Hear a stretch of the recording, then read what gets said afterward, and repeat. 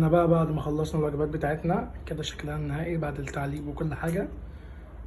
شكرا. احنا النهارده هنظبط مع بعضينا وجبات الاسبوع بتاعتي، هو مش الاسبوع، وجبات 3 ايام او 4 ايام على حسب الكمية اللي احنا عاملينها للناس اللي بتنزل جيم طبعا. اخوكم صورة من مطبخنا المتواضع. ان شاء الله احنا النهارده هنعمل ستيك، الرز بتاعنا هيبقى المسلوق طبعا معروف. دي التوابل بتاعتنا: ملح، فلفل اسود، وبهارات اللحمه. تمام.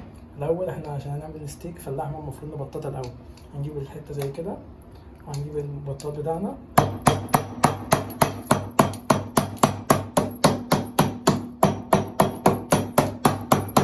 وهنبدا نبطط بالشكل ده.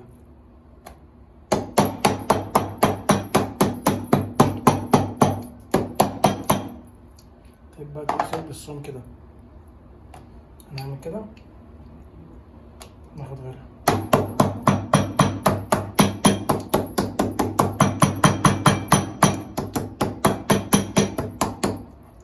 كده.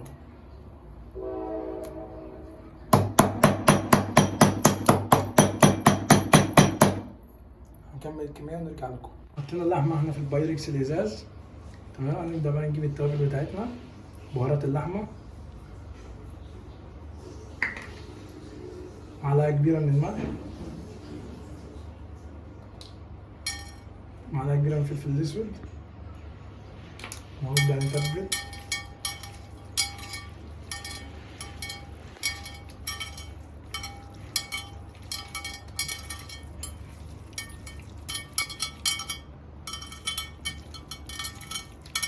هنا حطينا حته زبده لازم، عشان مش هتنفع ايه نحط كده من غير حاجه خالص. ده الفرشه كده ندعكها. تمام. في الجريل بتاعنا، وهنا الميه بتاعتنا بتغلي عشان الرز. هنبدا هنا بقى ننزل باللحمه بتاعتنا على الجريل.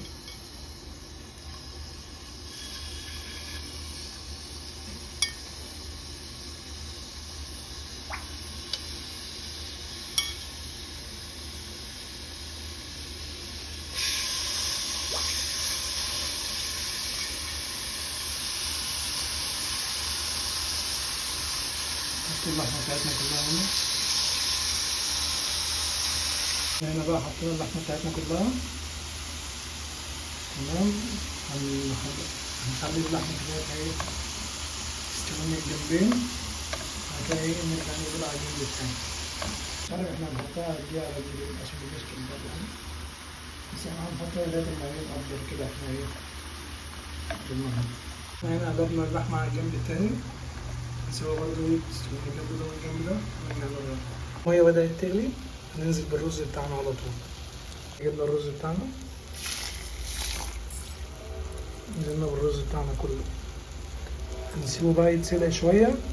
وما يبدأ تتشرب المية هنهدي عليه النار. هنا غطينا على اللحمة بتاعتنا. تمام. نسيبها مع نفسها شوية ونرجع نقلب الرز بتاعنا ونسيبه مع نفسه شوية برضه. ده الرز بتاعنا بعد ما استوى، المفروض هنسيبه وغطينا عليه النار وهنسيبه 5 دقايق كده لغاية ما تشرب المية كلها ونرجع نظبطه. بقى هنا العلب اللي هنحط فيها الوجبات بتاعتنا، ودي اللحمة، وده الميزان بتاعنا اللي هنوزن بيه الأكل. هنشوف الرز ونرجع لكم. طبعا ده الرز بتاعنا بعد ما خلص كده واستوى. دي العلبة بتاعتنا اللي هنحط فيها الوجبة، ده الميزان، ودي اللحمة. هنبدأ بقى نوزن ونظبط الدنيا مع بعض. جبنا العلبة بتاعتنا، حطينا دي وزنت، نلغي الوزن خالص. هنبدأ بقى نجيب الرز. احنا محتاجين 150 جرام رز.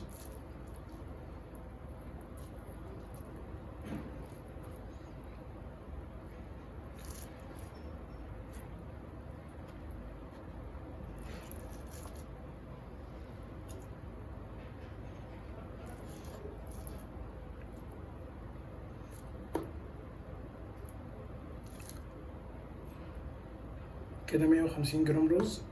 محتاجين 150 جرام او 200 جرام لحمه على حسب ما انتوا ايه تاكلوا.